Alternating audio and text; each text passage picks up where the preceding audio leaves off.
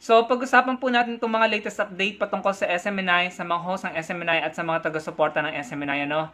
So, unahin na po natin itong sinabi ni Harry Roque. Ewan ko lang kung sasang-ayon kayo dito, no? Pero, ito po ang sinabi niya. Sabi diyan sa post ng SMNI, Attorney Roque kay Dr. Badoy at kay Eric, kayo ay kikilalanin bilang mga bayani para sa kalayaan ng malayang pamamahayag. Kikilalanin daw si Eric at saka si Badoy na mga bayani sa larangan ng kalayaan sa pamamahayag, no? So, sumasang-ayon po ba kayo doon? Kung sumasang-ayon kayo or hindi, ilagay nyo lang sa comment section below. Gusto ko pong malaman ng inyong opinion. Pero kung tatanungin nyo ako po hindi sumasang-ayon dyan. Kasi unang-una, sa pagkakaalam ko, no, correct me if I'm wrong, hindi po sila miyembro ng KBP. Hindi sila legit na mga mamamahayag or journalist, no? Kayo po ba, alam niyo po ba kung accredited sila or hindi? Kasi parang may mga article akong nabasa na sinasabing hindi po sila accredited ng KBP, no? Pero kung yun ang gusto ni Harry Roque, di bahala siya. Pero naniniwala ako na hindi po sasang-ayon ang majority kay Harry Roque sa sinabi niyang yan, ano? Parang tila ang pathetic naman ito kasi parang pa-victim naman sila, no? Hindi, ayaw ko sa inyo, no? Pero hindi ko maituturing na bayani sa larangan ng malayang pamamahayag yung dalawang yon, no? Ito pa, isang update patungkol sa SMNI naman. Sabi dito sa CNN, the House Committee on Legislative Franchises has approved the resolution urging the National Telecommunications Commission to suspend the operations of Sunshine Media Network Incorporated for allegedly violating the terms and conditions of its franchise. So ayan, nalalapit na. So dati resolution lang ito, tapos alam ko inadapt, ngayon inapprove na, no?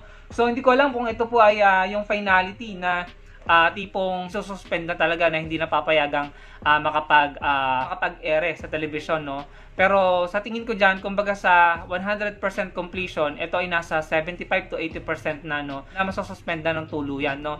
Pero I may be wrong, pero sa nakikita ko ay nalalapit na po na masuspend ang SMNI, no? So ano pong masasabi niyo dito sa most recent update na ito patungkol sa hiling ng mga mambabatas na na-suspend ng NTC ang SMNI kasi na-approve na yung resolution. So ito pa yung tila pa victim na pahayag ng SMNI. Sabi nila, defending democracy, raising voices against oppression. Hashtag press freedom.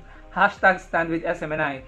Well, yan po yung pinapauso nilang hashtag, no? Pero yung trending po sa Twitter ay ito, no? Hashtag yes to SMNI shutdown, no? Gusto ng mga tao na ma-close, ma-suspend, or ma-shutdown ang SMNI. Eh, ano pa bang mangyayari dyan? Nakita natin yung mga platform nila sa YouTube, sa TikTok, no? Sa Facebook, hindi ako nagkakamali, ay na-take down na. Sa Twitter, hindi ako sure, no? Pero marami silang platform sa iba't ibang platform na na-take down, na-suspend, no? So, ayan po. Most likely, yun din ang mangyayari sa kanilang prangkisa. Sabi dito sa post ng Impact Leadership, we have every reason to revoke the franchise of SMNI. Sabi yan ni Surigao del Sur, 2nd District Representative Johnny Pimentel, Vice Chairperson of the House Committee on Legislative Franchises. O grabe.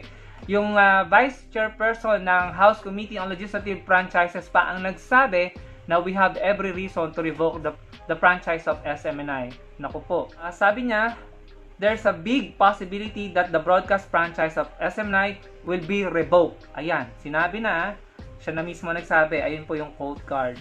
So talagang nalalapit na po, nanganganib na ang prangkisa ng SMNI at mukhang masususpend sila or marerevoke yung prangkisa. Pag nangyari yon, mamimiss ng mga DDS ang kanilang pinapanood ng mga show sa SMNI. So yun lamang po.